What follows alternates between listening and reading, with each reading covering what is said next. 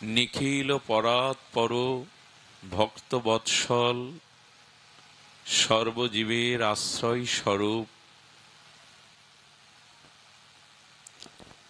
সর্ব অবতার সার শিরোমণি কলিযুগ জীবের একমাত্র আশ্রয় গতি শ্রী শ্রী গৌর নিত্যানন্দের অপর অনুকম্পায় শ্রী শ্রী রাধা দামোদরের অহৈতুকী অনুকম্পায় করুণায় এই ঊর্জাদর নিয়ম সেবা বা কার্তিক ব্রতের এই পাবনী অনুরাগপূর্ণ ভজন মাসিস্থ তারাশী সান্দারবাড়ি শ্রীদাম ভবনের শ্রী অঙ্গিনায়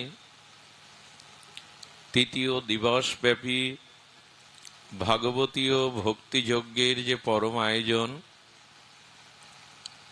তৎসহ ভুবনমঙ্গল বিশ্ব পাবন কলিযুগের যুগধর্ম জীবধর্ম শ্রী শ্রী হরিনাম সংকীর্তন 24 প্রহর ব্যাপী যে মহানাম সংকীর্তন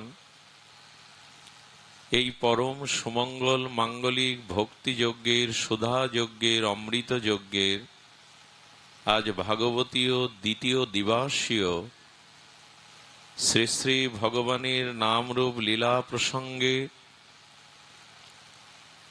আমরা শুভারম্ভে প্রারম্ভে অস্মদীয় জীবন ধন জীবন সর্বস্ব প্রাতঃস্মরণীয় পরম বন্দনীয় শ্রী শিল গুরু মহারাজের রাতুল আতুল পাবন পদারবিন্দে পরার্ধ কোটি দণ্ডবত প্রণতি সমাগত গৌড়ী আচার্য কুলতিলক হরিকথা প্রেমিক সংকীর্তন আচার্যবিদগণ মহতি মহাত্মাগণ সাধুগণ সজ্জনগণ শ্রদ্ধাশীলা ধর্মশীলা ভাগবতী দেবীমূর্তি মাতৃগণ আমাদের প্রখ্যাত ডাক্তার অধ্যাপক রাধেশ্যাম সাহার এই শ্রীঅঙ্গনে এই জীবাধমের পক্ষ থেকে বা গৃহকর্তার পক্ষ থেকে আপনাদের সকলের চরণে সশ্রদ্ধ দণ্ডবত প্রণতি।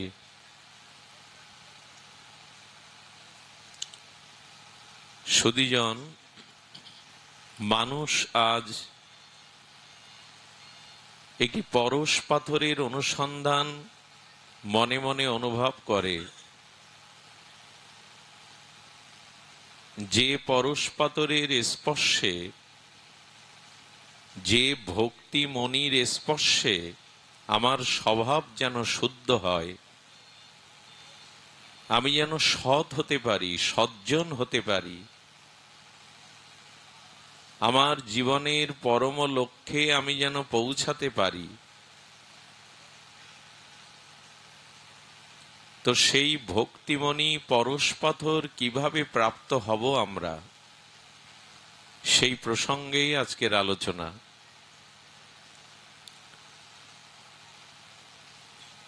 মানুষ সচ্চিদানন্দের অংশ, ভগবানের অংশ, এই জন্য তার অন্তর্নিহিত সতেরই পথি, তার ঐকান্তিক একটি প্রবল আকাঙ্ক্ষা সুপ্ত আকারে আমাদের সবার মধ্যে আছে।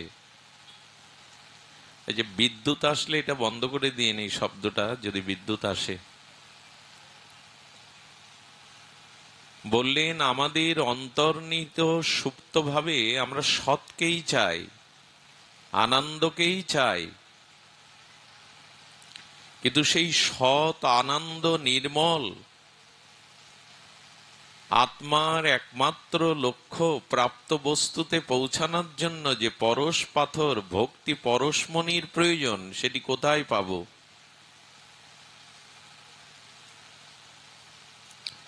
সেই ভক্তি পরশমণি স্পর্শমণি কোথায় আমরা অন্বেষণ করব?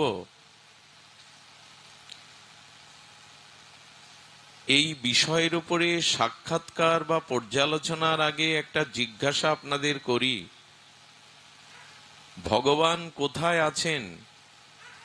সচ্চিদানন্দ বিভু চৈতন্য সর্বজীবের আশ্রয় স্বরূপ সেই নিখিল পরাৎপর আনন্দ ঘন সচ্চিদানন্দ ঘন বিগ্রহ কি বৈকুণ্ঠে আছেন? তিনি কি দ্বারকা মথুরা কাশীতে আছেন? তিনি কি প্রয়াগে আছেন? তিনি কি মন্দিরে মন্দিরে আছেন?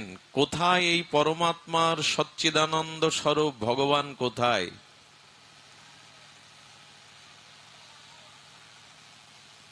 তো শ্রী ভগবান কোথায়, এই প্রশ্নের উত্তর বেদ শাস্ত্র, বেদ ভগবান জানিয়েছেন। তাদের আশ্ব মনীষয় ঋষিগণ আচার্যগণ তাদের অনুভূতির দ্বারা জানিয়েছেন সর্বং খলিদং ব্রহ্ম, সেই সর্বব্যাপিত সেই পরম ব্রহ্ম তিনি সর্বত্রই আছেন।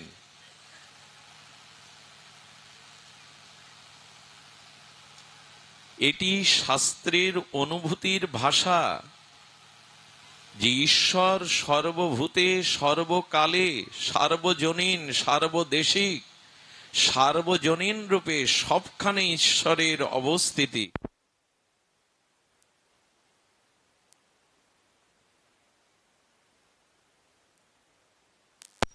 জয় শ্রী রাধে, জয় শ্রী রাধে। তো ভগবানের অবস্থিতি সর্বজনীন সর্বকালিক সর্বদেশিক বিশ্বজনীন। আছো অনল অনিলে চির নভনীলে ভূদর সলিলে গহনে, আছো বিটপি লতায় জলদেরও গাই শশী তারকায় তপনে। কোথায় তার অবস্থিতি? নাই। সর্বং খলিদং ব্রহ্ম। ঈশ্বর যদি সর্বকালিক সর্বদেশিক সার্বজনীন সবখানেই তার স্থিতি, তবে ঈশ্বরকে খুঁজছি কোথায় আমরা? বৃন্দাবনে, মথুরা মণ্ডলে, গয়াতে, কাশীতে, গঙ্গাতে, বৈকুণ্ঠে কোথায় তাকে খুঁজে পিচ্ছি? ধ্যান দিন, ঈশ্বর তবে কোথায়? আচ্ছা, ঈশ্বর সর্বত্র আমরা জানলাম, বেদ ভগবান জানালেন সর্বং খলিদং ব্রহ্ম আমরা জানলাম। আচ্ছা, ঈশ্বর যদি সর্বত্র হয় তা আমরা আলাদা করে মন্দির করি কেন?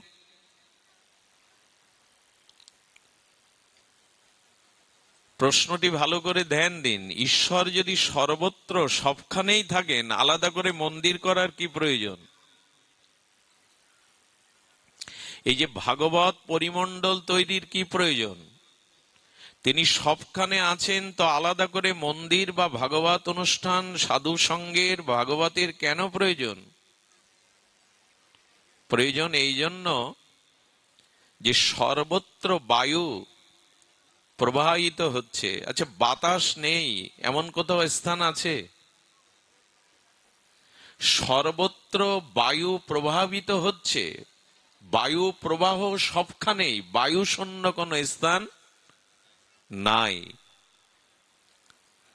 কিন্তু গ্রীষ্মের তাপ প্রবাহে একটি মানুষ যখন রৌদ্র করতাপে পুড়তে পুড়তে চলছে, তখনও বাতাস আছে কিনা? বাতাস তো সবখানেই বর্তমান। কিন্তু গ্রীষ্মের তাপপ্রবাহে ক্লান্ত শ্রান্ত ঘর্মাক্ত ব্যক্তি যখন রৌদ্র করতাপে পথচারী হয়ে চলছে, তখনও তো বাতাস আছে। তিনি বৃক্ষের শীতল ছায়াতে বসেন কেন? বাতাস তো সবখানে আছে। বৃক্ষের শীতল ছায়াতে কেন তিনি বসেন? বসেন এই জন্য, বাতাস সবখানে আছে বটে, কিন্তু বৃক্ষের সুশীতল ছায়ায় বসলে ওই বাতাসটা আরো শীতল মায়ের আঁচলের মতো মধুর হয়ে ক্লান্তি জড়িয়ে দেয়। রাস্তায় পথচারী ব্যক্তির সূর্যের তাপে বাতাস পাচ্ছে, কিন্তু বৃক্ষের সুশীতল ছায়ে মায়ের আঁচলের স্নেহ সিক্ততা, এটা বৃক্ষের ছায়াতে বসলেই পাওয়া যায়। রাস্তায় পাওয়া যায় কি উন্মুক্ত জায়গায়? তেমনি ভগবান সবখানেই আছেন, কিন্তু যেখানে তার আরাধনা উপাসনা হয় নিত্য, সেই মন্দিরে ভগবানের স্নিগ্ধ একটা পরশ আছে, অনুভূতি আছে, এই জন্য মন্দির। আচ্ছা, আমাদের মুখের যে বায়ু বাতাস, এই বাতাসটা আপনি শব্দ করুন, বাতাসটা ছেড়ে দিন মুখ দিয়ে। আমাদের ভিতরে পঞ্চত্ব শরীরে যে বায়ু আছে, তো বাতাস আছে, তো বাতাসটা মুখ দিয়ে ফুৎকার আকারে ছেড়ে দিন। সে বাতাসের কোনো সুর নেই, মাধুর্য নেই, শব্দ মাত্র, বাতাস মাত্র। কিন্তু সেই অধরে বাতাসটা যদি বংশীর মধ্যে প্রবেশ করে, বাঁশির মধ্যে, বাতাস তখন রাগ রাগিনীর মধুর আলাপচারিতা করে, চিত্তকে বিমল করে দেয়। বাতাস তো বাতাসই, বংশীর মধ্যে বাতাস গেলে এত মধুর সুরালাপ কেন করে? ওইখানে বাঁশির মধ্যে হৃদয়ের অনুভূতিটা সুর মূর্ছনায় ছড়িয়ে পড়ে, ওটাও তো বায়ু।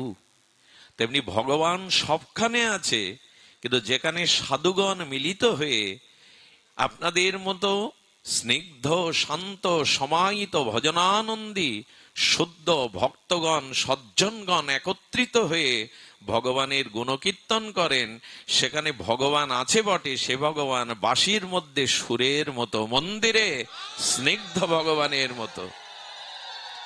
আরে ভগবান তো আপনার বাড়ি আছে, এখানে এলেন কেন?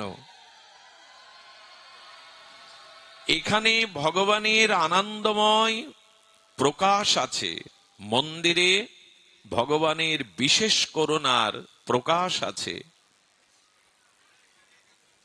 তেমনি ঈশ্বর সর্বত সর্বদা তিনি আছেন বটে, কিন্তু উপলব্ধির জায়গা এই সৎসঙ্গ, ভগবৎ সঙ্গ। এখানে এলে ওই যে ভক্তি স্পর্শ পরশমণি পাওয়া যায়, যার দ্বারা আমাদের ঐকান্তিক যে পরম আনন্দ, যেটা আমরা খুঁজে বেড়াচ্ছি বিষয়ের মধ্যে, পদ প্রতিষ্ঠার মধ্যে, অর্থবিত্তের মধ্যে, যা আজও পাইনি, সেই ভক্তি স্পর্শ পরশমণি সাধু সঙ্গ হরিকথাতেই পাওয়া যায়।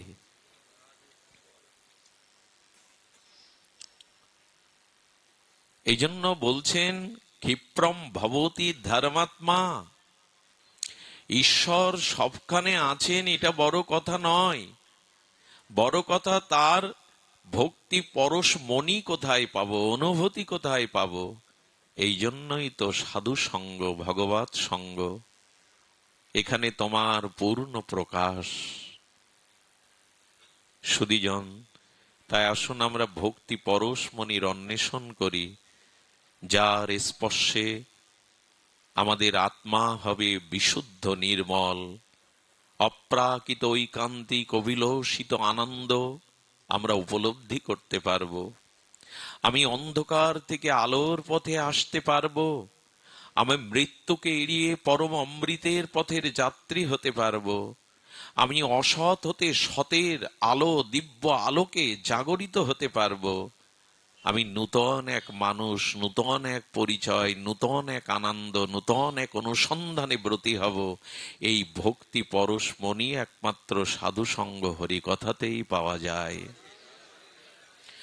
এটি ভক্তি স্পর্শমণি। 10 মিনিট হরিকথার সূচনা হয়েছে, কিন্তু আমাদের হৃদয়, এখানের বাতাবরণ পুরো বদলে গেছে। এটাই হলো স্পর্শমণির পরশ। এসব মহাত্মাগণ, ত্যাগ বৈরাগ্যগণ, তাদের হৃদয়ের ভজন অনুভূতি কণাটাই বাতাসে ছড়িয়ে পড়েছে। সাক্ষাৎ অক্ষররূপ রসব্রহ্ম ভগবানের গুণগাথায় বাতাস পরিমণ্ডলে ছড়িয়ে পড়েছে। এই জন্য এখানের এখন সেই ভক্তি স্পর্শমণির পরশ আমরা অনুভব করতে পারি। তবে যে কথা আমরা ব্যক্ত করছি, যে কথা আমরা আলোচনা করছি, এর উপলব্ধিতে আসতে গেলে এখানে যেটি প্রয়োজন সেটি হলো আমাদের শ্রদ্ধা। শ্রদ্ধা যদি না হয় এখানে এসেও কিছু পাবেন না। শ্রদ্ধা যদি না থাকে, ভগবান সর্বত্র আছে কিন্তু আপনার উপলব্ধি আসবে না। আমি আজ কটা দিন একটা কথা বারবার উচ্চারণ করছি। আপনি রাজধানীতে যাবেন, ঢাকায় যাবেন, তো গোপালগঞ্জ হাইওয়েতে উঠে আপনি দেখলেন ঢাকা 210 কিলোমিটার। ওই মাইলস্টোন, সরকারি স্থাপিত মাইলস্টোন জানিয়ে দিল আপনি সঠিক পথেই উঠেছেন। ওখানে যদি লেখা থাকতো ঢাকায় আপনার গন্তব্য, লেখা আছে বরিশাল 100 কিলোমিটার, জানতে হবে মাইলস্টোন জানিয়ে দিচ্ছে আপনি সঠিক পথে ওঠেননি। আচ্ছা, 210 কিলোমিটার রাজধানী গন্তব্য আপনার, আপনি 100 কিলোমিটার দূরে গিয়ে দেখলেন 110 কিলোমিটার বাকি, তাতে কি বোঝা যায়? আপনি অনেকটা পথ এগিয়ে এসেছেন, কিছুটা পথ বাকি আছে। আর যখন আপনি ঢাকাতে পৌঁছালেন, 0 কিলোমিটার ঢাকা লেখা দেখলেন, তখন একটা আনন্দ হয় যে আমি নির্বিঘ্নে আমার গন্তব্যে পৌঁছে গেছি। এইটা যদি বাহিরের যাত্রা হয়, তো এই ভক্তি পরশমণি ভগবানের চরণে পৌঁছানোর জন্য যে অন্তর্যাত্রা, তার মাইলস্টোন কি দেখে বুঝবো যে কত পথে গিয়েছি, সঠিক পথে আছে কিনা? হাইওয়ে, রাজপথের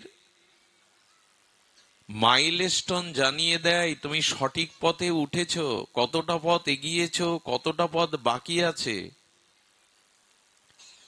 কিন্তু ভক্তি পথের যাত্রী আমরা যারা হয়েছি, সদ্গুরুর চরণাশ্রয় করেছি, হরিকথাকে জীবনের অন্তরঙ্গ আস্বাদনের পরম তত্ত্ব ধারণা করেছি, সিদ্ধান্ত নিয়েছি, যারা হরিনাম সাধুসঙ্গ ভগবত ভজনের পথে ব্রতী হয়েছি, এই অন্তর্যাত্রা ভগবত চরণে পৌঁছানোর প্রেম ভক্তির যাত্রায় আমি সঠিক পথে উঠেছি কিনা, কতটা পথ এগিয়েছি কিনা, এটা বুঝবার মাইলস্টোন কি? এর মাইলস্টোন জানিয়েছেন মহাপ্রভুর অন্যতম প্রিয় পরিকার বর্জ্য, জগৎগুরু আচার্য বর্জ্য, রসাচার্য ছিল রূপ গোস্বামী পাদ পদ্ম। তার অমর গ্রন্থ ভক্তি রসামৃত সিন্ধুতে তিনি বলেছেন, ভক্তের, ভজনশীল অনুরাগীর আর ভগবানের চরণে প্রেম ভক্তির এই অন্তর্যাত্রায়, এই ভজন যাত্রায় মাইলস্টোন 9টি। তার প্রথমটি হলো আদৌ শ্রদ্ধা। কোন মাইলস্টোন থেকে বুঝবেন আপনি ভগবানের পথে আছেন? আদৌ শ্রদ্ধা। এখানে 9টি মাইলস্টোন। প্রথম হলো শ্রদ্ধা। বোঝা যায় মা? এখানে ওই শ্রদ্ধাটা থাকলেই বোঝা যাবে আপনি ভগবানের বা লক্ষ্যপথে উঠেছেন। যদি ওখানে অশ্রদ্ধা থাকে, জানবেন আপনি আপনার যাত্রাপথে সঠিক পথে আসেন নি। দেখুন, যাগ যজ্ঞ তীর্থ পর্যটন দান ধ্যান ব্রত অর্চন আরাধনা যাই কিছু করেন, ভক্তি অঙ্গ যাজন করেন, গোবিন্দ বলেছেন শ্রদ্ধাহীন ব্যক্তির এই কর্ম হস্তি স্নানের ন্যায় বিফল নিষ্ফল। যদি শ্রদ্ধা না থাকে, তবে সমস্ত কর্মই, যাগ যজ্ঞ দান ধ্যান ভাগবত আরাধনা সবকিছু কি হবে? হস্তি স্নানের ন্যায় নিষ্ফল বিফল ব্যর্থ। হাতি কি করে? এই মদমত্ত হস্তি নির্মল সরোবরের জলে গিয়ে প্রথমে জলগুলো ঘুলিয়ে নেয়। হাতির স্নান দেখেছেন তো? কেউ কেউ দেখেছেন নির্মল শুদ্ধ জলটা ঘুলিয়ে নেয়। স্নান করবি কর, উপরে উঠে ধুলায় গড়াগড়ি দেয়। যে অঙ্গটা কাদা মাখানো ছিল না, ধুলা মাখানো ছিল না, স্নান করে আরো মাখিয়ে নিল। তেমন যার শ্রদ্ধা নেই হরি নামে, হরি কথায়, গুরু বৈষ্ণবে, জানতে হবে হস্তি স্নানের ন্যায় সে বড় যজ্ঞ কেন, রাজস্ব যজ্ঞ করুক, অশ্বমেধ যজ্ঞ করুক, নিষ্ফল। এই জন্য আমাদের প্রথমে যেটা প্রয়োজন শ্রদ্ধারা, যেটার বড় অভাব, পিতামাতাতে, গুরুজনে, শিক্ষকে, বিগ্রহে, ভগবানে, তুলসীতে, ব্রতে আজ আমাদের শ্রদ্ধার অভাব। কোথায় একটা যান্ত্রিক যন্ত্রণা শুরু হয়েছে, তর্ক, কুতর্ক, অবিশ্বাস, শ্রদ্ধা কোথায় আমাদের? এই রাজ্যে আপনি সঠিক পথ কোনোদিনই পাবেন না যদি শ্রদ্ধার পথে না আসেন। আচ্ছা, শ্রদ্ধা কাকে বলে? শ্রদ্ধা শব্দে কয়ে সুদৃঢ় বিশ্বাস। কবিরাজ কৃষ্ণ গোস্বামী চৈতন্য চরিতামৃতে তার স্বর্ণফলকে লিখলেন, সাধুতে, গুরুতে, শাস্ত্রবাক্যে সুদৃঢ় বিশ্বাসের নাম হলো শ্রদ্ধা। যেটি সাধুগণ বলছেন, যেটি শ্রীগুরু মুখ পদারবিন্দ দিয়ে আমার জন্য উপদেশ দিচ্ছেন, যেটি গীতা, ভাগবত, উপনিষদ, বেদ, পুরাণাদি নিখিল শাস্ত্র যা বলেছেন, এটি শাশ্বত, সত্য, মঙ্গলময়, কল্যাণময়। এই সুদৃঢ় নিশ্চৈত্তিকা বুদ্ধি ও সুদৃঢ় বিশ্বাসের নামই হলো শ্রদ্ধা। এটাই ঘুলিয়ে ফেলেছি আমরা। আজ আমাদের শ্রদ্ধার বড় অভাব। সুধীজন, এই জন্য বিশ্বাস আনতে হবে। কথাটি বারবার বলছি, তবু আর একবার বলি, আপনাদের মনে পড়ে ছিল পরীক্ষিত মহারাজ যখন দেহত্যাগ করেন, এই ভারতের, অখণ্ড ভারতের, বৃহত্তম ভারতের রাজ্যভার দিয়ে যান তার বড় পুত্র জন্মেজয়ের উপরে। কার উপরে? জন্মেজয়ের উপরে। তখন ওনার বয়স 7 বছর। খুব ধ্যান দিয়ে শুনুন। 7 বছর বয়সের বড় জ্যেষ্ঠ পুত্রকে উনি চক্রবর্তী এই পদমর্যাদায় আসীন করে তিনি ব্রাহ্মণ অভিশাপে 7 দিবস গঙ্গা তীরে ছিল সুখদেব ভগবানের মুখে হরিকথা শুনে পরম পদ গোবিন্দ চরণ প্রাপ্তি হন। 7 বছরের এই জন্মেজয়ের উপরে হস্তিনাপুরের অখণ্ড ভারতের রাজ্যভার দিয়ে গেলেন। জন্মেজয় যখন ধীরে ধীরে বড় হলেন, তখন তাদের পূর্বপুরুষের ইতিহাস জানার ইচ্ছা হলো। এই পঞ্চ পাণ্ডবদের দুয়ারে অখণ্ড পরতত্ত্ব ভগবান কৃষ্ণ শয়নে ভজনে আর সর্বসময় পাণ্ডবদের কাছে ছায়ার মতো ছিলেন। আর এই অর্জুনেরই, আমার পূর্বপুরুষ অর্জুনেরই সারথ্য স্বীকার করেছিলেন সকল বিশ্ব ভূমণ্ডলের যিনি মহাসারথী, তিনি অর্জুনের রথের সারথী হয়েছিলেন। আমি একটু জানতে চাই শ্রীকৃষ্ণ পঞ্চ পাণ্ডবদের ইতিহাস লীলা কার কাছে শুনবেন? তখন এই ভূমণ্ডলে, এই পৃথিবী মণ্ডলে কৃষ্ণ দ্বৈপায়ন বেদব্যাস, যিনি বেদ বিভাজন করেছেন, যিনি মহাভারত রচনা করেছেন, পঞ্চবেদ খ্যাত, যিনি মহাভারতের ভীষ্ম পর্বের অন্তর্গত সর্বদার্শনিক শাস্ত্রের সার্বভৌম গীতাকে প্রকাশ করেছেন, যিনি অষ্টাদশ পুরাণ উপনিষদ সৃষ্টি করেছেন, যিনি সর্ব বেদান্ত সার অমল নিখিল পুরাণের অধিরাজ চক্রবর্তী সম্রাট ভাগবত রচনা করেছেন, সেই ব্যাসদেবের নিকটে গেলেন জন্মেজয়। আপনি আমাকে পাণ্ডব এবং শ্রীকৃষ্ণের গুণগাথা শোনান। কার কাছে শুনতে গেছেন? যিনি স্বয়ং বেদব্যাস, ভগবানের জ্ঞানময় মূর্তি, জ্ঞান প্রকাশ। সেই ব্যাসদেবের কাছে যখন ভাগবত মহাভারত শুনছেন, তখন কুরুক্ষেত্রের ওই ইতিহাস যখন ব্যক্ত করছেন কৃষ্ণদৈবায়ন বেদব্যাস, তখন বললেন কুরুক্ষেত্র যুদ্ধ আর তার লোকক্ষয়, তার পরিণতি যখন বর্ণনা করছেন, তখন জন্মেজয় বললেন, ভগবান ব্যাস, হে প্রণম্য চরণ, হে প্রাতঃস্মরণীয়, আমার মনে হয় ভগবান কৃষ্ণ চাইলে কুরুক্ষেত্রের যুদ্ধ বন্ধ করতে পারত, কিন্তু উনি করেননি কেন? ব্যাসদেব বোঝাতে চেষ্টা করলেন, শ্রীকৃষ্ণ চেষ্টা করেছিলেন তিনি সন্ধির প্রস্তাব নিয়ে দুর্যোধনের কাছে, অহংকারীর কাছে, দাম্ভিকের কাছে গিয়েছিলেন। পাণ্ডবরা তোমার কি হয় দুর্যোধন? বলে আমার ভাই। বলে তাদের বেঁচে থাকার অধিকারের জন্য 5টা গ্রাম ওদের দাও। বলেন আপনি কি ভিক্ষা চাইতে এসছেন ওদের পক্ষ থেকে? ভগবানকে সামনে পেয়ে, এই শান্তির প্রস্তাব পেয়ে 5টা গ্রামের প্রস্তাবনা ভগবান জানাতে গেছে। অভিমানী দুর্যোধন বলে বসলেন, ভিক্ষা চাইতে এসছেন ওদের পক্ষ থেকে, তবে জানিয়ে দিন সুসাগ্র মাটিও বিনা যুদ্ধে আমি ওদের দেব না।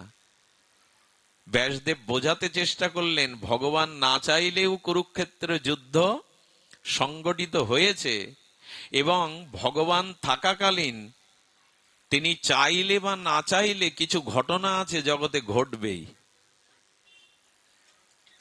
ধ্যান দিন, কিছু ঘটনা ঘটবে। আপনার এই কথার দিকে দৃষ্টি দিন, যে কিছু ঘটনা আছে ভগবান চাইলে না চাইলেও ঘটবে, যেমন তোমার জীবনেও ঘটতে পারে। দেখুন, শাস্ত্র কথাতে, ভগবানের লীলাতে যদি শ্রদ্ধা না হয়, তার পরিণামটা সংক্ষিপ্তভাবে জানুন। ভয় হবে আপনার, আর ভয় হওয়াটা ভালো। অনেক সময় ভয় ভক্তির পথে নিয়ে যায়। শাস্ত্রতে যদি বিশ্বাস না করেন, ভগবানের কথাতে, লীলাতে, শাস্ত্র বাক্যে, সাধু বাক্যে যদি বিশ্বাস না করেন, তার ভয়াবহ পরিণতি শুনুন, লক্ষ্য করুন। বলছেন ভগবান চাইলে সর্বশক্তিমান উনি, ওনার শব্দে অভিধানে অসম্ভব বলে কিছু নাই। ভগবান কৃষ্ণ চাইলে যুদ্ধ বন্ধ করা যেত। বসো, ওখানে বসো, বসো, এখানে এসো না, এখন বসো। যে চাইলে সম্ভব ছিল। ব্যাসদেব যখন দেখছেন ওকে কৃষ্ণ লীলাতে বিশ্বাস করানো যাচ্ছে না, শ্রদ্ধা আসছে না, তখন কি বললো জানেন? বলল, তোমার জীবনে 5 বছর পরে একটি ঘটনা ঘটবে, আমি এখন বলে দিচ্ছি, দেখো এড়াতে পারো কিনা। বলে 5 বছর পরে তুমি কোনো ঘোড়ায় উঠবে না, কিন্তু আমি জানি তুমি ঘোড়ায় উঠবে। ব্যাসদেব বলছেন, ব্যাস ভগবান বলছেন, তুমি যদি ঘোড়ায় ওঠো কখনো, কিন্তু সাদা ঘোড়ায় উঠবে না, কালো বা লাল ঘোড়ায় উঠবে, কিন্তু আমি জানি তুমি সাদা ঘোড়ায় উঠবে। সাদা ঘোড়ায় যদি ওঠো তবে উত্তর দিকে যাবে না, অন্য দিকে যাবে, কিন্তু আমি জানি তুমি উত্তর দিকে যাবে। যদি সাদা ঘোড়ায় ওঠে মৃগয়া করতে জঙ্গলে যাও, তবে উত্তর দিকে যদিও যাও, কোনো শীতল সরোবরে তৃষ্ণার্ত হয়ে বসবে না, কিন্তু আমি জানি তুমি বসবে। যদি শীতল সরোবরে বসো, ওইখানে একটা অপরূপ যুবতী সুন্দরী থাকবে, তার প্রতি আসক্ত হবে না, আমি জানি তুমি আসক্ত হবে। ওই যুবতীর আসক্তিতেও তোমাকে বিবাহ করতে চাইবে, কিন্তু তুমি বিবাহ করবে না, কিন্তু আমি জানি তুমি মোহগ্রস্ত হয়ে তাকে বিয়ে করবে। যদি তাকে বিয়ে করো, তবে তার কথা মতো তুমি কোনো ব্রাহ্মণকে হত্যা করবে না, কিন্তু আমি জানি তুমি হত্যা করবে, এবং এই ব্রাহ্মণ হত্যার পাপে জরাগ্রস্ত হয়ে, কুষ্ঠগ্রস্ত হয়ে তুমি মৃত্যুবরণ করবে। দেখো ঠেকাতে পারো কিনা। শাস্ত্রতে শ্রদ্ধা না আসলে তার পরিণামটা, আমি এই কথা শোনার পর 3 ঘন্টা ভয়ে আমার বুক শীতল হয়ে গেছিল। শাস্ত্র বাক্যে কুতর্ক আনতে আনতে, যুক্তি আনতে আনতে আমাদের পরিণতি ডেকে আনছি আমরা। শাস্ত্র কারো খাতিরে তৈরি হয়নি, শাস্ত্র কারো প্রশংসার জন্য তৈরি হয়নি। অনাদিকালে ভগবৎ শক্তি আরাধনা দ্বারা, উপলব্ধির দ্বারা, আর্ষ মনীষার দ্বারা ঋষিমুনিরা যেটা লিখেছেন, এটা অভ্রান্ত সত্য। শাস্ত্রের প্রতিটি বাক্য অভ্রান্ত সত্য। কুতর্ক গর্তে পড়বেন না, এতে পথ পাবেন না। সুধীজন, আজ আমরা নব্য শিক্ষিত হয়ে দীনকৃষ্ণ ঠাকুরের মতো মানুষের পাল্লায় পড়ে আজ ভাগবতকে, গীতাকে, ভগবানের লীলাকে এটা অবন্তর ভাবছি, যুক্তিহীন ভাবছি, কিন্তু শাস্ত্র কারো নিরপেক্ষ অবাস্মৃতি। শাস্ত্র স্বয়ং ভগবানের অক্ষর রূপে এই গীতা ভাগবত। খুব ধ্যান দিন। উনি বললেন 5 বছর পরে ঘোড়ায় উঠলে এই এই পরিণতি হবে, আজ থেকে ঘোড়ায় চড়াই বন্ধ করে দিলাম। না উঠলে কি হবে? 5 বছর পূর্ণ হতে 3 দিন বাকি আছে। কয় দিন? ওনার মনের মধ্যে হঠাৎ ঘোড়ায় সাওয়ার করার একটা তীব্র ইচ্ছা জেগে গেল। আপনিও লক্ষ্য করবেন, মাঝে মাঝে না চাইলেও আপনার মনের মধ্যে এমন কিছু বাসনা জেগে যায়, আপনি না চাইলেই ওই বাসনা জোর করে টেনে নিয়ে যায় তার দিকে। হয় কিনা আমাদের মধ্যে মাঝে মাঝে এমন? তো ওনার ভাবনায় আসলো উনি ঘোড়ায় উঠতে নিষেধ করেছিলেন, কিন্তু সাদা ঘোড়ায় উঠতে নিষেধ করেছিলেন। আমি লাল ঘোড়ায় উঠবো। ঘোড়ার মানে ঘোড়াশালের দায়িত্বে যিনি আছেন তাকে বললেন একটা লাল বা কালো ঘোড়া আনো আমার জন্য। তীব্র ইচ্ছা জেগেছে, 5 বছর পড়তে 3 দিন বাকি। উনি লাল ঘোড়া কালো ঘোড়া আনেননি, সাদা ঘোড়াই এনেছেন। তখন বলছেন তোমাকে বললাম না আমি সাদা ঘোড়ায় চড়বো না? বললে লাল কালো ঘোড়াগুলো জড়ো জড়ো হয়ে গেছে, এক পাও হাঁটতে পারছে না।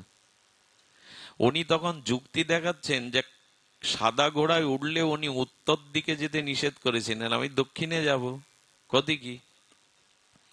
সাদা ঘোড়ায় উঠলেন, দক্ষিণ দিকে যেতে যেতে মৃগয়া করতে করতে মৃগয়াটা উত্তর দিকেই ছুটলো, আর উনি শিকারের নেশায় উত্তর দিকে যেতে বাধ্য হলেন।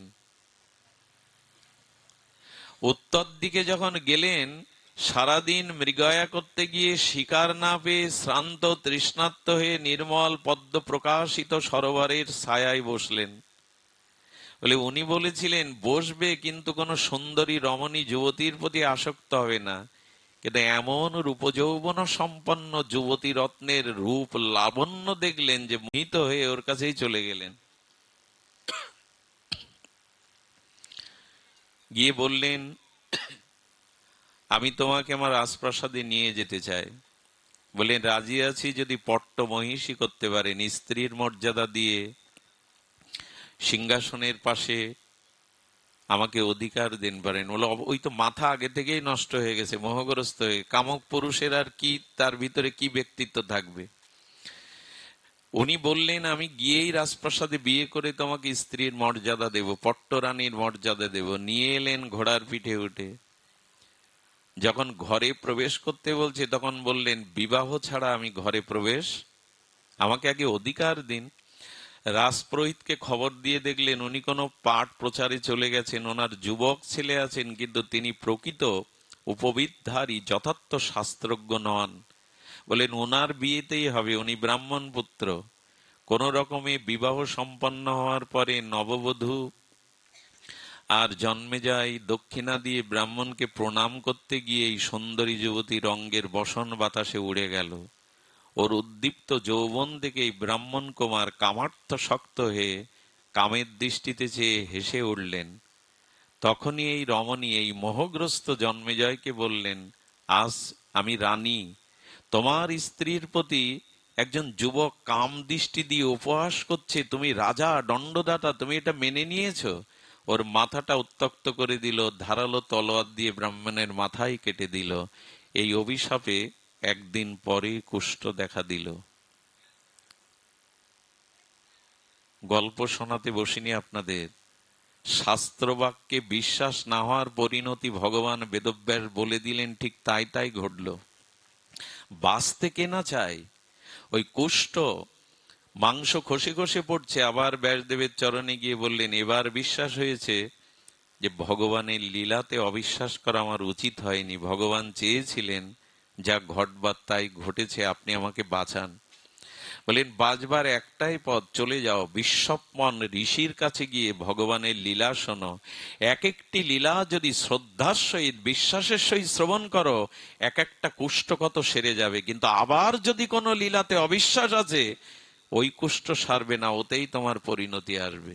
আবার সতর্ক করলেন। বিশ্বপন ঋষির কাছে গিয়ে ভগবানের লীলা শুনতে শুনতে যতবার শোনে শ্রদ্ধা আসে, চোখে জল আসে, এক একটা কুষ্ঠ নিরাময় হয়ে যায়।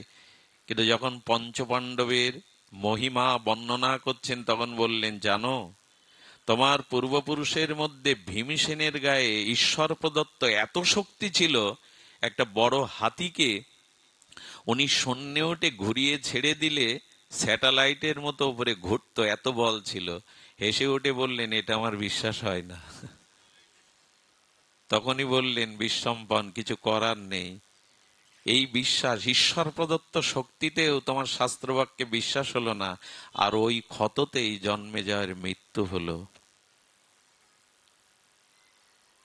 এই জন্য যারা শাস্ত্রজ্ঞ, যারা অনুভূতি সম্পন্ন, সেই সাধুগুরু বৈষ্ণব শাস্ত্রের বাক্যকে কখনো অহেতুক গল্প, আষাঢ়ে গল্প ভাববেন না। আমরা জানি না, আমাদের তত্ত্ব অনুসন্ধান নেই, তাই আমরা বলি, কিন্তু ওর এক একটি অক্ষর মানব কল্যাণে কল্যাণ বয়ে আনতে পারে। আমি প্রথমেই বলবো, এই সাধু শাস্ত্র বাক্যের প্রতি বিশ্বাস আনন, এরই নাম শ্রদ্ধা। আমার আলোচনার বিষয়বস্তু ছিল সেই ভক্তি স্পর্শমণি কোথায় পাবো। এখন আমরা জানলাম ভগবান সবখানে আছেন, তো এই সবখানে আছেন, কিন্তু উপলব্ধিতে এসে সেই ভক্তি স্পর্শমণি পাবো কি করে, বা তাই আমরা কিঞ্চিত আলোচনায় ব্রতী হব। আচ্ছা, কি দিয়ে পাওয়া যাবে? বিদ্যার দ্বারা? ভগবান সবখানে আছেন, প্রেম বা উপলব্ধি আসবে কি বিদ্যার দ্বারা, অর্থের দ্বারা, অনুষ্ঠানের দ্বারা, যাগযজ্ঞের দ্বারা? ভগবান বলছেন না। তুলসীদাস গোস্বামীপাদ তিনি বলেছেন, সর্বব্যাপক হরি, সর্বব্যাপক, সর্বদা আছেন, কিন্তু হরিকে পাওয়ার জন্য যে পন্থা, সেটি কর্ম নয়, জ্ঞান নয়, অনুষ্ঠান নয়, অর্থ নয়, বিদ্যা নয়। হ্যাঁ, এগুলি প্রয়োজন, জ্ঞানের প্রয়োজন, বিদ্যার প্রয়োজন, পাণ্ডিত্যের প্রয়োজন, অর্থের প্রয়োজন, অনুষ্ঠানের প্রয়োজন, কিন্তু এগুলি এক একটি স্তর ভগবানকে পাওয়ার, কিন্তু এগুলি দ্বারাই পাবে শাস্ত্র এটা বলেনি। এগুলির সাথে প্রেম যুক্ত হতে হবে, তবে পাবে। ধ্যান দিন, জ্ঞানের দ্বারা পেতে পারেন, বিদ্যার দ্বারা পেতে পারেন, যাগযজ্ঞের দ্বারা পেতে পারেন, কিন্তু তার সাথে একটি সত্য হলো প্রেম থাকা চাই। বিনা প্রেম সে নাহি মিলে নন্দলালা। সুধীবৃন্দ, পুকুরে মাছ আছে, আপনি মৎস্য শিকারী বটে, হুইল কি বলে ওকে মাছ ধরা? ছিপ বলুন বা হুইল বলুন।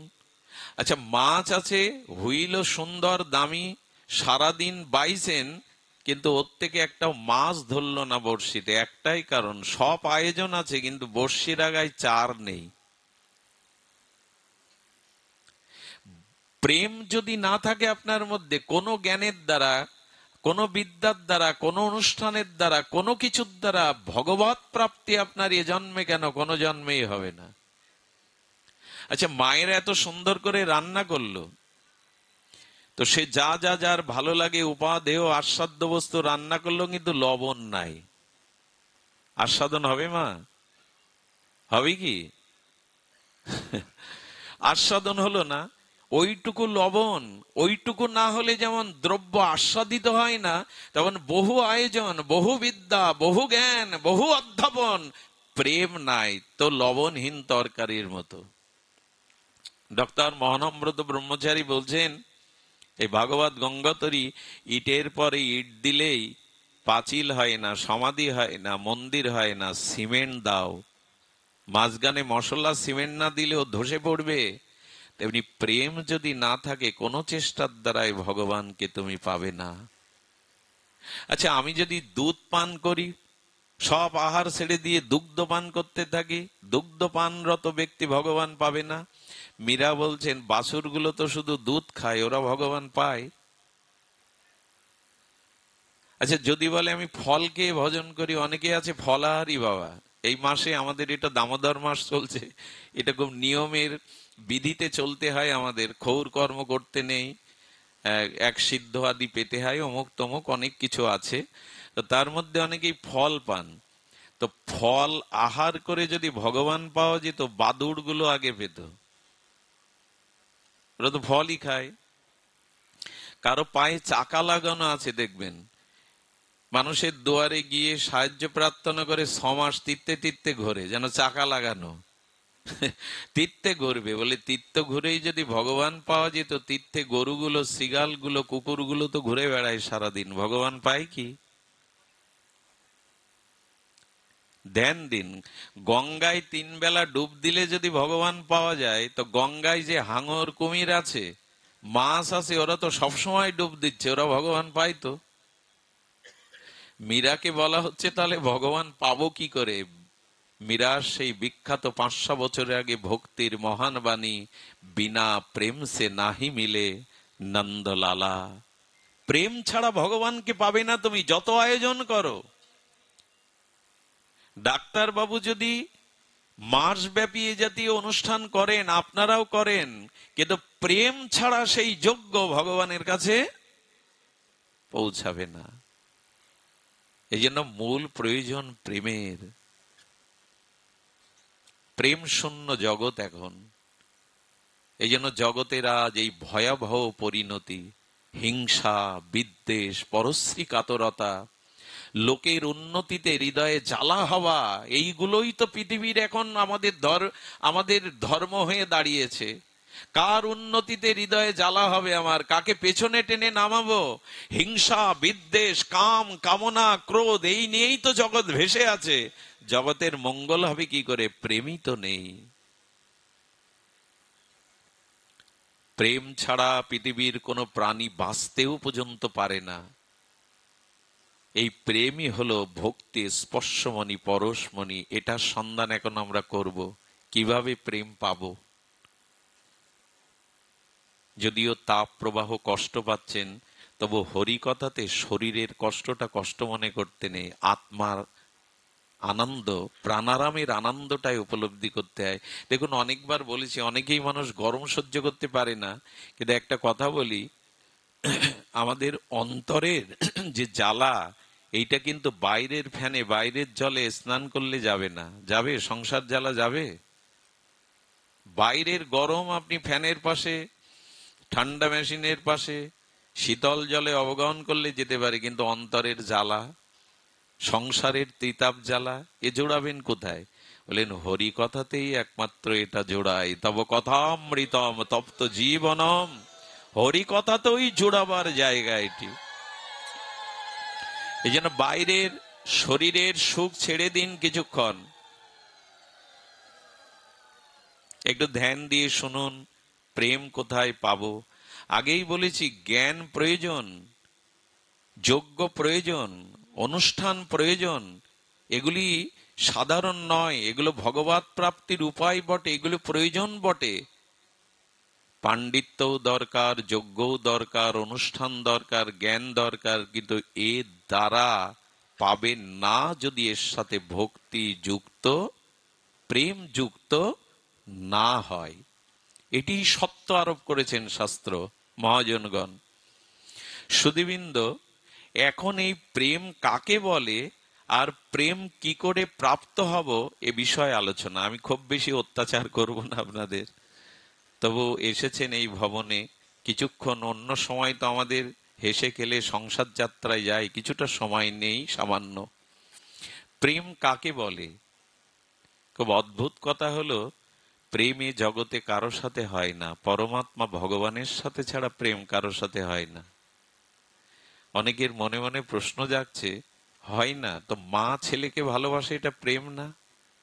বুকের দুধ দিয়ে সারা রাত জেগে জেগে তার অসুস্থতায় শিহরে হাত বোলায় চোখের জলে, তুমি এটাকে প্রেম বলবে না?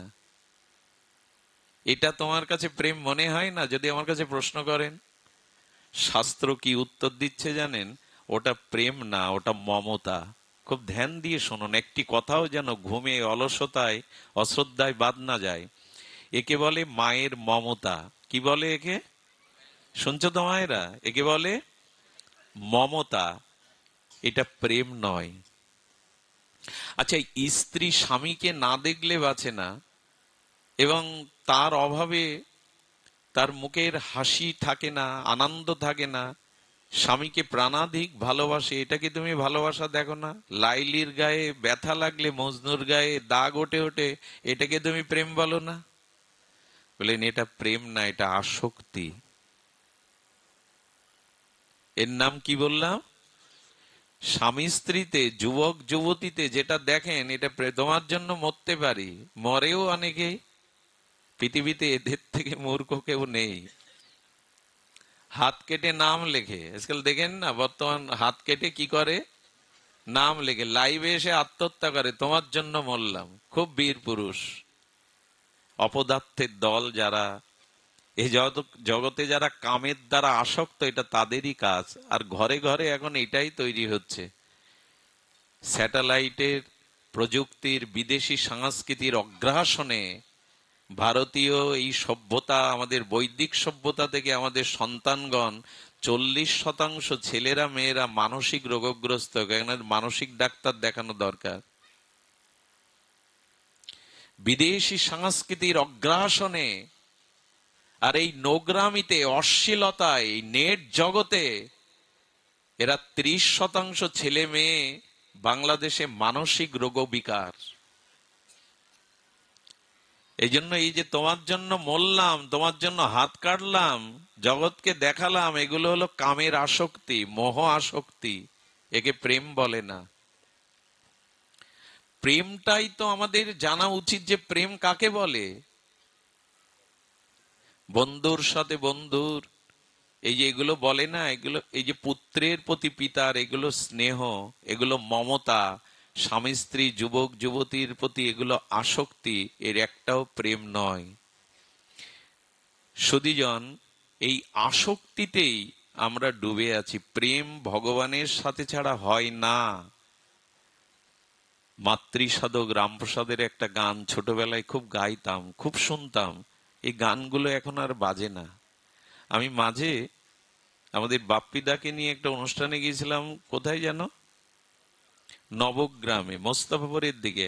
আমি রাত 1টা-1:30টার সময় আসার পথে দেখি গোপালগঞ্জ বা আপনাদের ওই লাইনে কালী পূজার খুব আয়োজন, লাইট প্যান্ডেল, এবং রাত 2টোর সময় দেখলাম ওই গানের কনসার্ট, ওই ডিজে বাজানো, সেখানে মা বোন সকলে উতলা হয়ে উন্মাদনায় নাচছে, কেউ হাসছে। এই একটাও প্যান্ডেলে দেখিনি সাধক রামপ্রসাদের, পান্নালালের কোনো পুরানো দিনের শ্যামা সঙ্গীত। সেই শ্যামা সঙ্গীতের ভাষা কি জানেন? আমার চেতনা চৈতন্য করে দে মা চৈতন্যময়ী। শব্দ শুনলেই হৃদয়ে অনুরণন হয়। আমার চেতনা চৈতন্য করে দে মা। গোপালগঞ্জের এই অঞ্চলটা বা আপনাদের এই রাজোর অঞ্চলটা কালী পুজোর খুব প্রচলন দেখলাম, করুন, কিন্তু মায়ের সামনে কি করতে হয় এটাও জানতে হয়। মা কোনটা ভালোবাসে, গানের কনসার্ট, ডিজে গান, জগৎ জননী আদ্যাশক্তি পরমা বৈষ্ণবী ওই ভালোবাসে? কোথায় পেয়েছেন যে মা ওইগুলো ভালোবাসে? মাকে সামনে খাড়া রেখে আমরা আমাদের প্রবৃত্তি স্বভাবের উন্মাদনায় নাচা, এটা পূজা না, এটা আরাধনা না। মাকে সামনে রেখে আমাদের আনন্দ উৎসব করার মতো আমাদের বৃত্তি প্রবৃত্তিকে আস্ফালন করার জন্য পূজা না। পূজা মানে আরাধনা, পূজা মানে আরাধনা, পূজা মানে আত্মনিবেদন। যে গানটা খুব ভালো লাগতো বলি, মা জিহ্বায় বসে লিখিয়েছিলেন এই মাতৃ সাধকের, পৃথিবীর কেউ ভালো তো বাসে না, এ পৃথিবী ভালোবাসিতে জানে না, যেটা আছে শুধু ভালোবাসাবাসি, সেটা যেতে প্রাণ কেটে দিন। তো এই এই কলমটা কেটে দিন। কার সাহস আছে কোন দার্শনিকের এই ভাষাটা কেটে দিন। আমি আপনাদের প্রমাণ করছি এ জগতে কেউ কাউকে ভালোবাসে না। আসক্তি, মমতা, স্নেহ এইগুলি জড়ানো। দিল্লিতে একবার ভাগবত পাঠ হচ্ছে, খুব মন দিয়ে শুনুন। ওখানে জগৎগুরু আচার্য পাঠ করছেন। উনি বলছেন পৃথিবীতে প্রেম হয় না এক ঈশ্বর পরমাত্মার সাথে, স্ত্রী পুত্র পিতামাতা যাদের আছে, ওই ব্যাখ্যা করছেন আসক্তি হয়, মমতা হয়, স্নেহ হয়, প্রেম নাই। তো ওখানে নব্য এক শিল্পপতির ছেলে, যুবক, বিয়ে করেছে 1 সপ্তাহ, পাঞ্জাবি এক মানে সুন্দরী মহিলাকে। আর উনি এখন কল্পনার সাগরে ভাসছেন। বাবাজিকে পাঠের পরে বললেন, বাবা আপনার এই কথা আমি মেনে নিতে পারলাম না। আমার পিতামাতা আমাকে কত ভালোবাসে জানেন? তাদের প্রতি আমার কতটা প্রেম জানেন? আমার স্ত্রী আমার জন্য জীবনও দিতে পারে। আপনি বলছেন প্রেম নেই, ভালোবাসা নেই জগতে, সব মোহ, সব আসক্তি। আমি মেনে নিতে পারলাম না।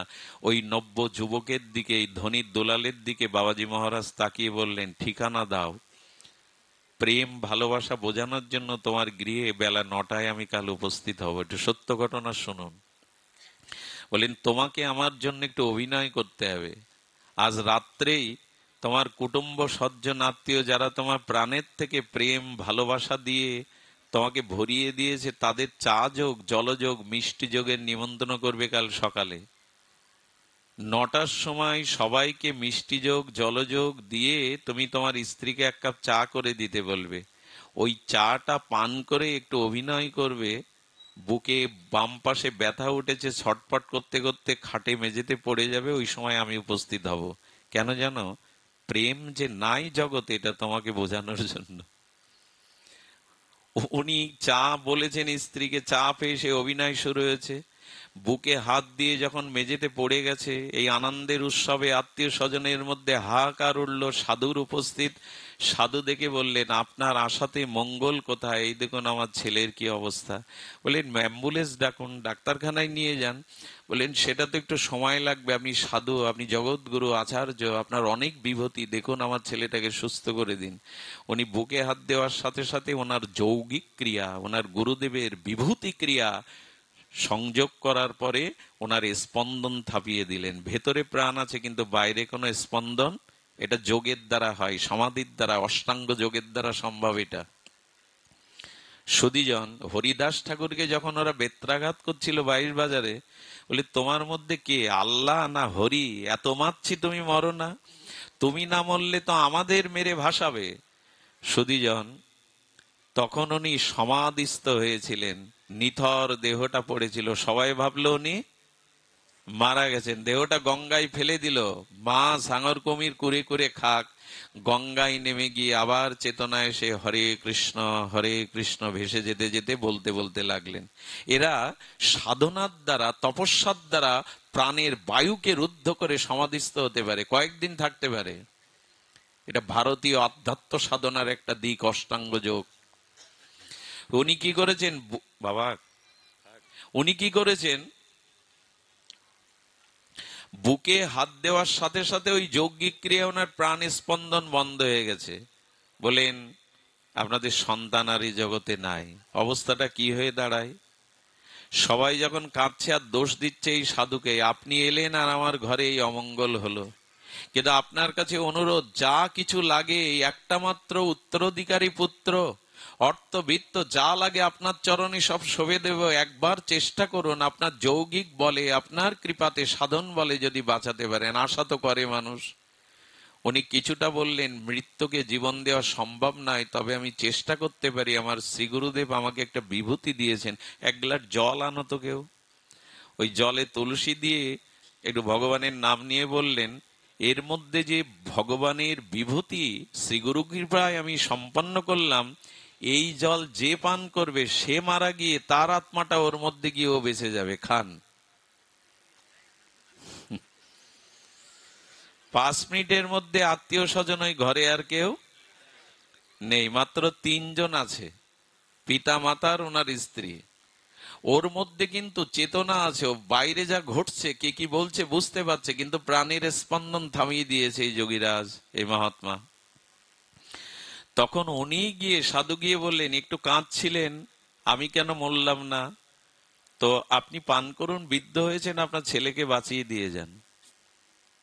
উনি তখন চোখের জল আছে বলে একটু কমে গিয়ে বলছেন, দেখুন ও এখনো ছেলে মানুষ, আমি সারা জীবন কঠোর পরিশ্রম করে ইন্ডাস্ট্রির শিল্প কলকারখানা তরেছি, ওর হাতে দিলে ও রক্ষা করতে পারবে না।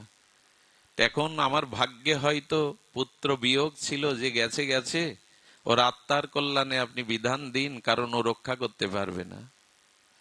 মাকে গিয়ে বলছেন, আপনি তো মা, আমি গল্প শোনাচ্ছি না আপনাদের, এটাই বাস্তবতা, এটা আপনার আমার জীবনে ঘটলে ওই একই ঘটনা ঘটবে। বললেন, ধ্যান দিয়ে শুনুন, বলছেন, মা তুমি এইটা জলটা পান করো, তোমার ছেলে বেঁচে যাবে, তুমি মরে যাবে। মরে যাবে শব্দটা জোরে বলছে। মা তখন বলছেন, আপনারাই বলেন স্বামী সেবাই নারীর সর্বশ্রেষ্ঠ ধর্ম, পতিব্রতা ধর্ম। আমি মারা গেলে এই বৃদ্ধ মানুষটাকে কে দেখবে, কে সেবা করবে? বৌমার দিকে তাকিয়ে বলছে, কি গো মা, অগ্নি সাক্ষী করে এত লাল ফিতে জড়ালে, বললে জন্ম জন্ম আমি তোমার, এখন তুমি জলটা খাও। বললে, আপনার মাথা খারাপ হয়েছে? 7-8 দিন বিয়ে হয়েছে, মেহেন্দি শোকায়নি, আমার বাবা বড় শিল্পপতি দিল্লিতে, আমার জীবন এখনো বাকি পড়ে আছে, আমি ওর জন্য মরতে যাব কেন? সাধু বুকে হাত দিয়ে চেতনা ফিরিয়ে দিলেন, ওর চোখের দিকে তাকিয়ে বললেন, এই হলো জগতের ভালোবাসা। আরো একটা কথা বাদ পড়ে গেল, কেউ যখন জল খেতে যাচ্ছে না তখন তিনজন মিলে বলছেন, বাবা আপনার তো বউ ছেলে মেয়ে সংসার নেই, আপনি মরলে ভগবানের কাছে যাবেন, তা আপনিই খান না। এই হলো আমাদের ভালোবাসার নমুনা। আমি একটা নমুনা প্রায় আসরে বলি, মানুষ তো হাসতে ভুলে গেছে, হারলে ডাক্তারবাবু বলেন হার্ট ভালো থাকে। তো একটা নমুনা দেখবেন, আমি এখন যদি মারা যাই, আমার এই গায়ের পুরনো জামাটা, যে বিছানা বালিশটায় আমি শুতাম রোগগ্রস্ত, বলে কি ওগুলো বাবার খুব শখের জিনিস, ওগুলো চিতায় দিয়ে দাও। জামা কাপড় ছাতি জুতা লাঠি এগুলো দেয়, ছাতাটা দেয়, জুতোটা দেয়, কিন্তু ওর হাতে যদি দুভরির আংটি থাকে না সোনার, ওটাও দেয়। দেয় কি? কত চালাকি এই সংসারে! সারাটা জীবন এদের জন্য যা করলেন, ওরা কাঁদবে আর ওর মধ্যে আংটি খুলে ঘরে তুলবে, আপনাকে ঘরে তুলবে না। একে প্রেম বলেন? প্রেমটা আগে জানুন, শাস্ত্র প্রেম কাকে বলেছে, প্রেমের সংজ্ঞাটা জানতে হবে, নাহলে বুঝতে পারবো না প্রেম কাকে বলে। রামপ্রসাদ সাধারণ গীতিকার নন, কবি নন, মা ওনার জিহ্বায় বসে লিখিয়েছেন, শাস্ত্রের বাণী সাধারণ নয়। প্রেম ভগবানের সাথে ছাড়া হয় না। কবে বুঝবো আর এ কথা? কবে বুঝে তার সাথে সম্পর্ক প্রেম, কবে আমার বিনিময় হবে হৃদয়ের? সুধীজন, এই জগৎ বড় বিচিত্র। আমাদের এই জগতের যাত্রাটা কেমন একটু শুনতে হবে, কষ্ট হলেও মা ধ্যান দিয়ে শোনো, অনেকের চোখে ঘুম আসছে, যেন না আসে। ট্রেন যাত্রাটা, আপনার যদি কখনো মথুরায় যান, আমার ভাগ্য হয়েছে কয়েকবার যাওয়ার, ট্রেনে, ভারতের ট্রেন যাত্রা এটা একটা বিচিত্র। আমাদের দেশেও হয়। ধরেন আপনি মথুরায় যাচ্ছেন, তো 2 দিনের পথ, 48 ঘন্টা কি 32 ঘন্টা লাগবে। ট্রেনের রিজার্ভেশন বাদে সেকেন্ড কামরায় যারা ওঠে, ওখানে দেখবেন বহু লোকের ভিড়ের মধ্যে 32 ঘন্টা কাটাতে হবে, তখন শুরু হয়ে যায়, দাদা আপনার বাড়ি কোথায়, আপনি কোথায় যাচ্ছেন, তো আপনার সংসারে কে কে আছে, শুরু হয়ে গেল।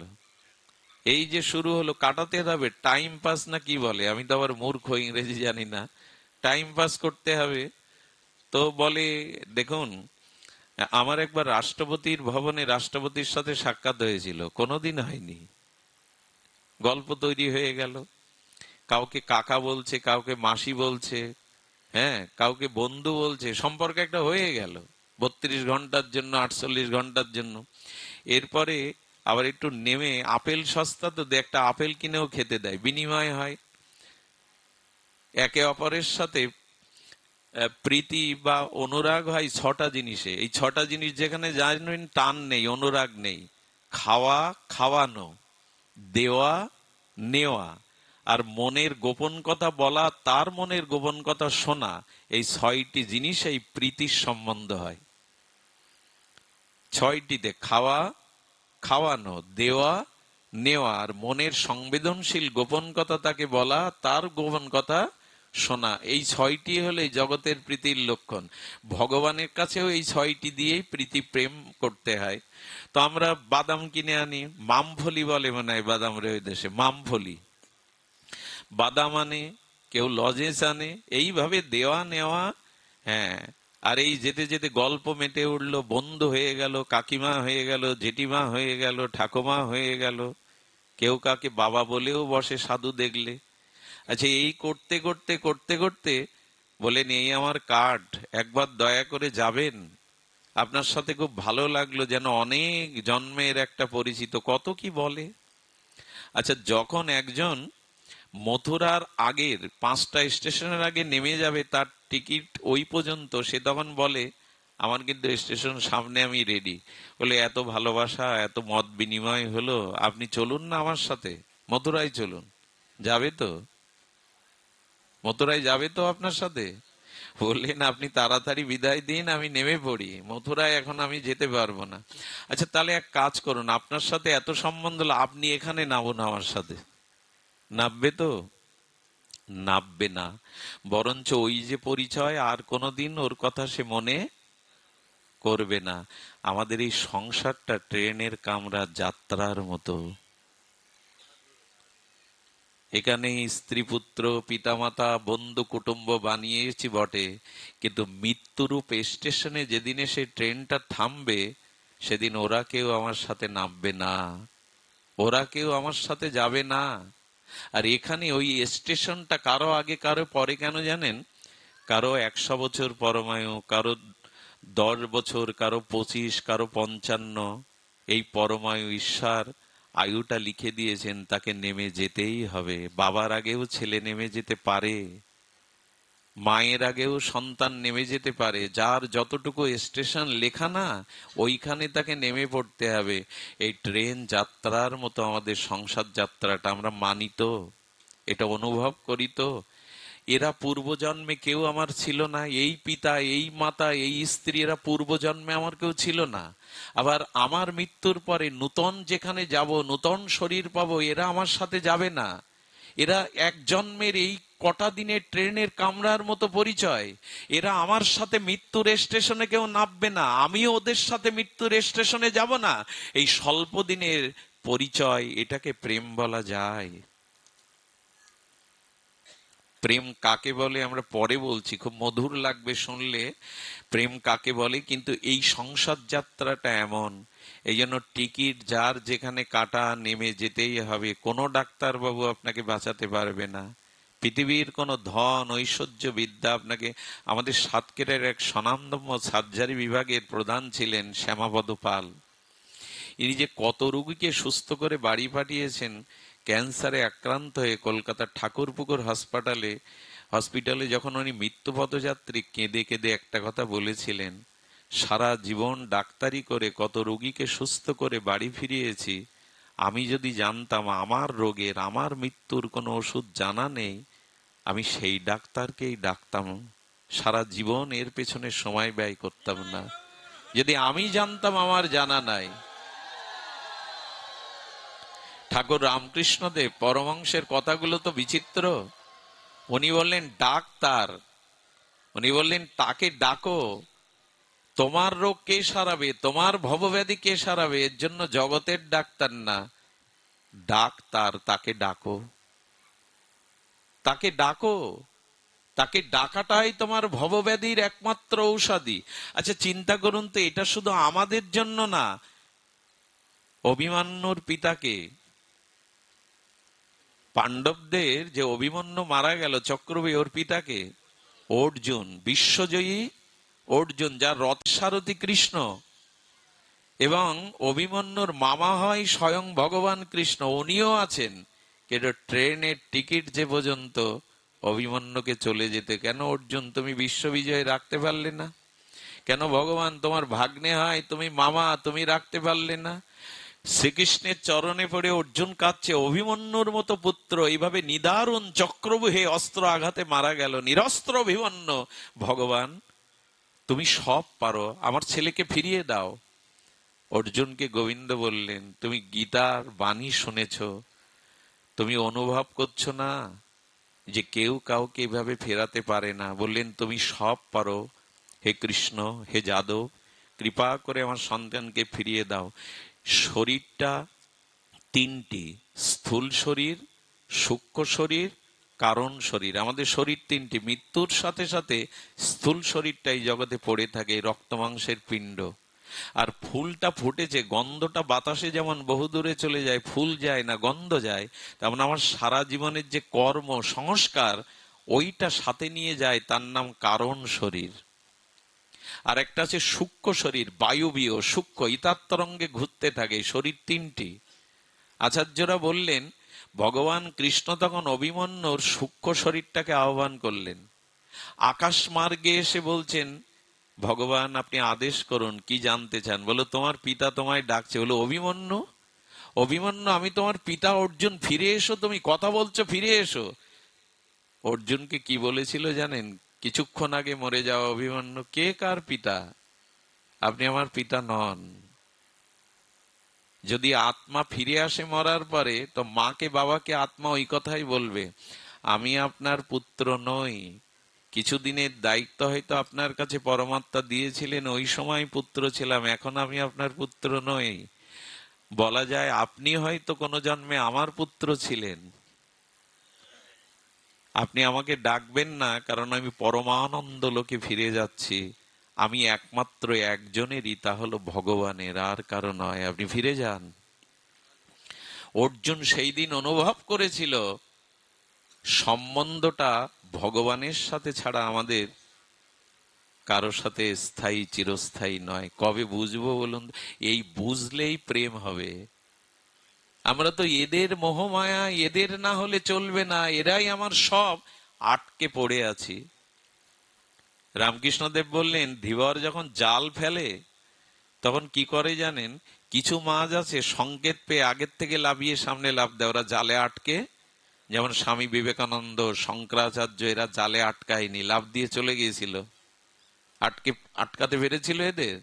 আর কিছু মাছ আছে জালে আটকে লাফালাফি করে, জাল কেটে বেরিয়ে যাওয়ার, এরা মধ্যম। অর্থাৎ সংসার জালে পড়েও মাঝে মাঝে আপনাদের মতো ছটপট করে সাধু সঙ্গে আসার জন্য, ভগবান রাজ্যে আসার জন্য ছটপট করতে থাকে। যে সংসার মোহজালে আটকে না থেকে একটু লাফালাফি করি, যদি সাধু সঙ্গ করা যায়, হরিকথা শ্রবণ করা যায়, এরা লাফালাফি করে, এরা অর্ধমুক্ত। আর কিছু মাছ আছে দেখবেন জালে আটকে জাপটে বসে থাকে, মনে করে ভালো জায়গায় যাচ্ছি। আমার দশা যেমন, সংসারে আটকে আছি, কিন্তু কিছুক্ষণ পরে ওর যে কি দশা হয় তা আপনারা ভালোই জানেন। এই জন্য এত আটকে থাকবেন না, একটু বেরোন। মন চলো নিজ নিকেতনে, কেন সংসার বিদেশে বিদেশির বেশে ভ্রম কেন অকারণে। এই যাত্রা মঞ্চের অভিনয় সংসারে, কেউ পিতা, কেউ মাতা, কেউ স্ত্রী, কেউ ভ্রাতা।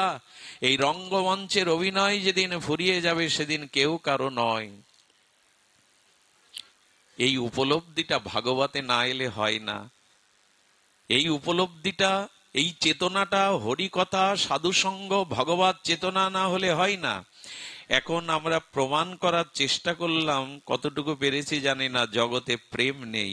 এখন প্রেম কোথায় আছে আর প্রেম কি, এটা বলেই বিশ্রাম। প্রেম কাকে বলে?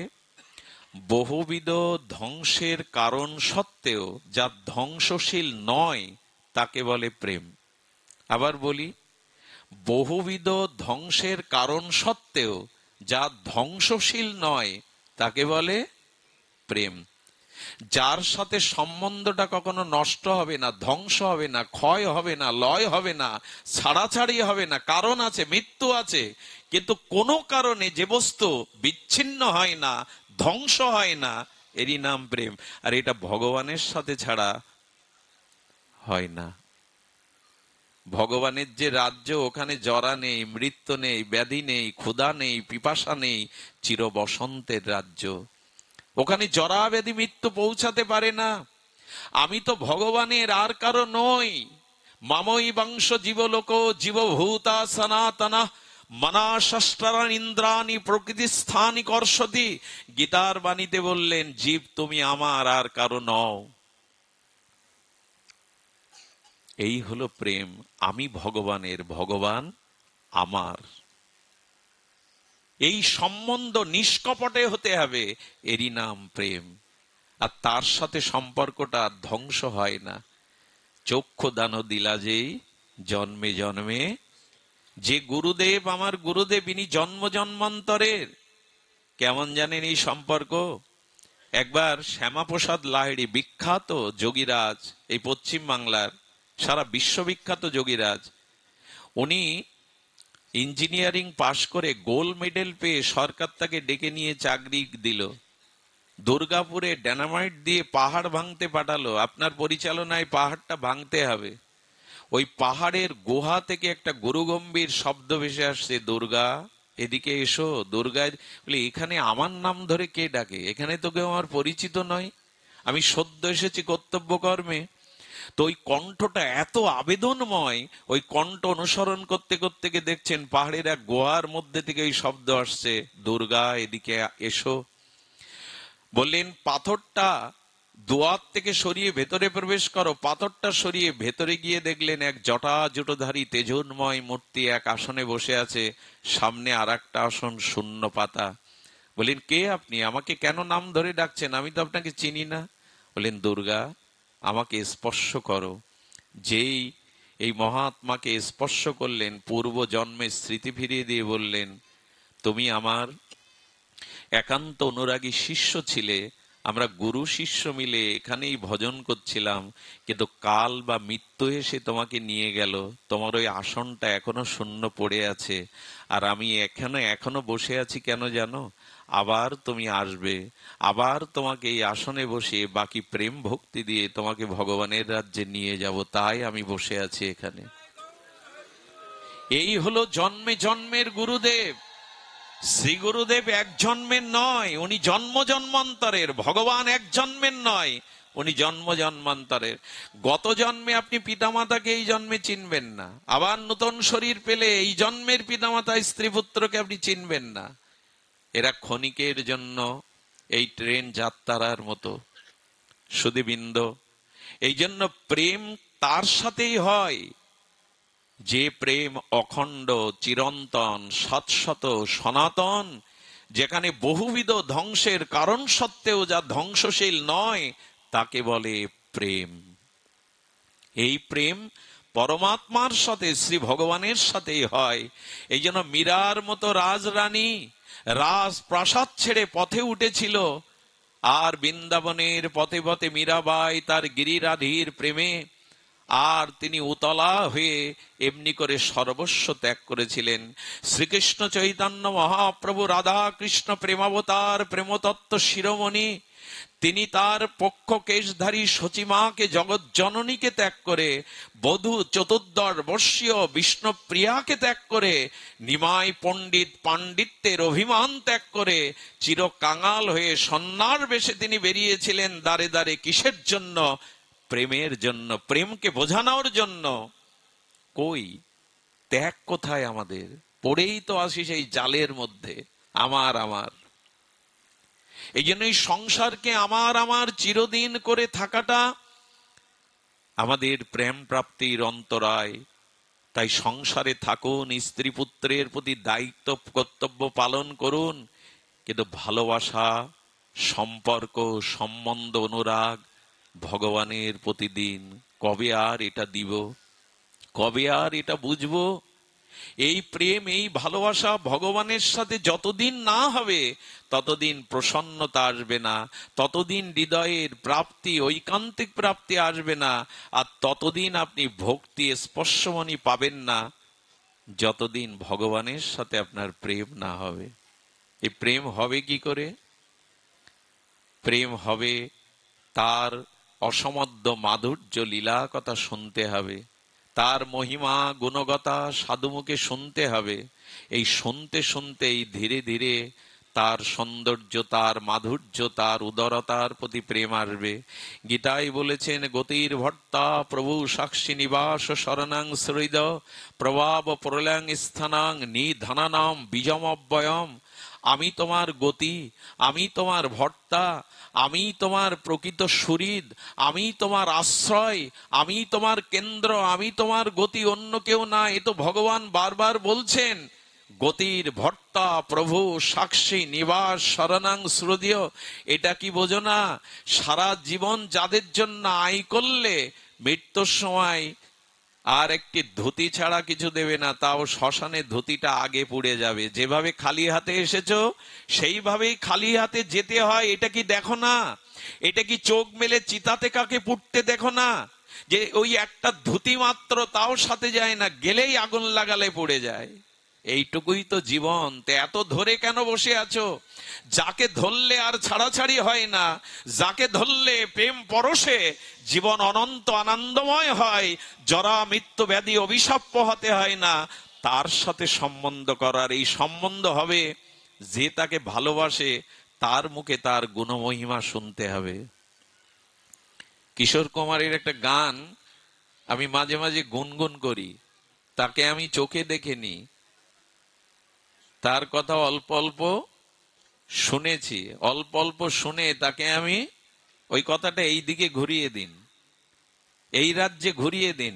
কোন শুদ্ধ ভক্তের মুখে, যে ভগবানকে ভালোবাসে, সেই নিষ্কিঞ্চন শুদ্ধ অনুরাগী ভক্তের মুখে যদি ভগবানের কথা শোনেন না, ওই কথা শুনতে শুনতে ভগবানের প্রতি আপনার প্রেম সঞ্চারিত হবে, অনুরাগ সঞ্চারিত হবে। এই জন্য ভগবানের কথা মন দিয়ে শুনুন, তার লীলা কথা শ্রবণ কীর্তন করুন। এর মধ্যে দিয়ে আমাদের জীবনের এই ৭০০ চিরন্তন প্রেম আসবে। ছোট্ট একটা লীলা বলেই ৫ মিনিটেই বিশ্রাম। কি করে শ্রবণে প্রেম হয়, আহা! দেখুন, আমি আগেও বলেছি, কিছু লীলা বারবার স্মরণে আসে। একটি হলো চম্পা, আর একজন নাম সরলা, দুই বোন, একজনের ১২, একজনের ১০ বয়স। একদিন কি মনে করে ওদের গ্রামে ভাগবত শুনছেন, ওই ভাগবতে গিয়ে বসেছেন। আর ভাগবত প্রবক্তা বলছেন, বৃন্দাবনে যদি কেউ যায়, আর যমুনা পুলিনে ব্রজের ধুলি যদি কেউ মাখতে পারে, আর ব্রজে গিয়ে যদি কোনো সাধুর দর্শন পাওয়া যায়, তবে সেই সাধুর কৃপায় গোপালকে পাওয়া যায়। দুই বোন এটা ভাগবত শুনে এসে রাত্রে ঘুমায়নি। চম্পা সরলা বলছে, বোন, বৃন্দাবনে গেলে, রেণু মাগলে, সাধু দর্শন করলে যদি গোপাল পাওয়া যায়, চল না, এই রাতেই আমরা হাঁটতে হাঁটতে যাই বৃন্দাবনে। ওখানে যদি কোনো সাধুর দেখা পায়, ওখানে যদি ব্রজের ধুলি মেখে গোপালকে পায়। আর ওরা যাওয়ার জন্য বলল, গোপাল তো সাধু দেখলে পাবো, কি নিয়ে যায়? একটু মাখন নিয়ে গেছে, গোপাল মাখন ভালোবাসে। দুই বোন সারা রাত অনুরাগে ঘুমায়নি। এই প্রীতি প্রেমের অজানা আকর্ষণে ওরা পায়ে হেঁটে ৫০ কিলোমিটার বৃন্দাবনে চলে গেছে। এ ধুলাগুলিকে মাখছে, এ ধুলা পাঠে বলেছে, তোমাকে অঙ্গে মাখলে নাকি প্রেম হয়, গোবিন্দ পাওয়া যায়। ধুলায় গড়াগড়ি দিচ্ছে দুই বোন।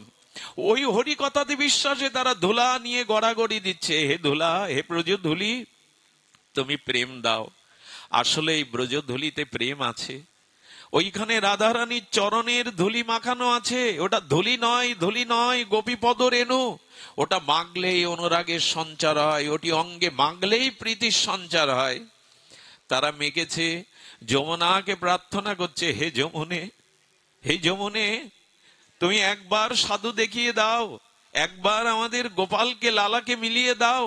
বৃক্ষকে ডেকে ডেকে বলছেন, বাবাজি পাঠে বলেছেন, তোমরা মনি ঋষি, বলে দাও না গোপাল কি করে পাবো।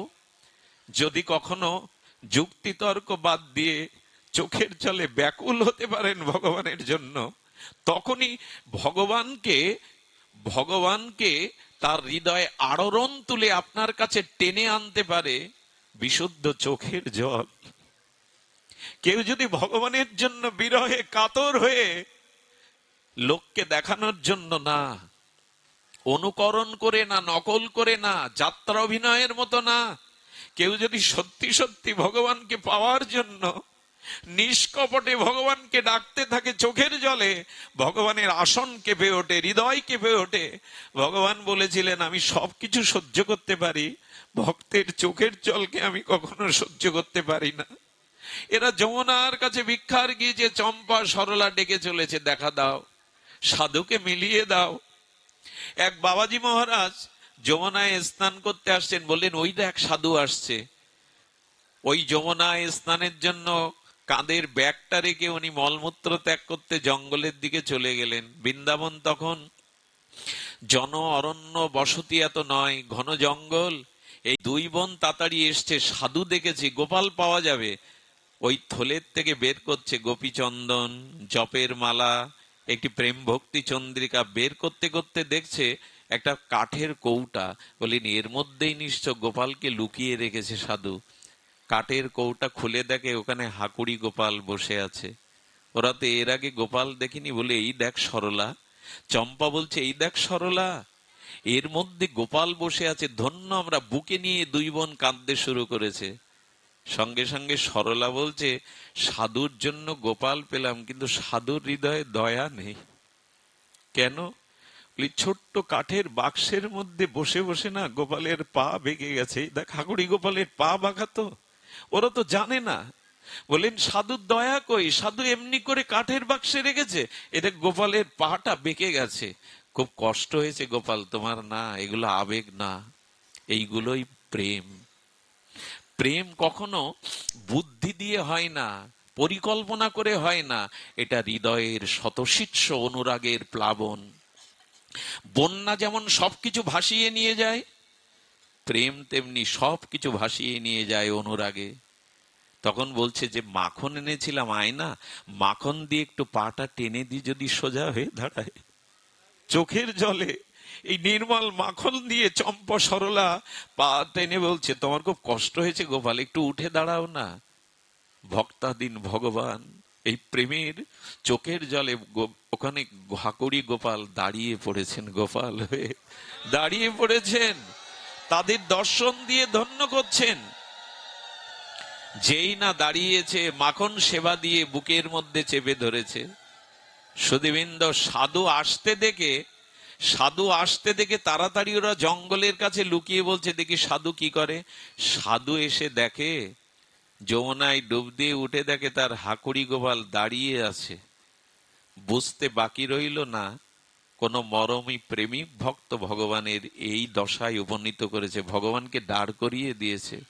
সুধীবৃন্দ গোপালকে জড়িয়ে ধরে বললেন, ও আমার কথাই তুমি কখনো সোজা হয়ে দাঁড়িয়ে দর্শন দাওনি, আমি ভালোবাসতে পারিনি বলে, আমি তোমাকে প্রেম দিতে পারিনি বলে। কারা তারা যাদের প্রেমে তুমি দাঁড়িয়েছ? ওই দিনই ভগবান দৈববাণী দিয়ে বললেন যে সরলতার কাছে আমি চিরকালই সরল।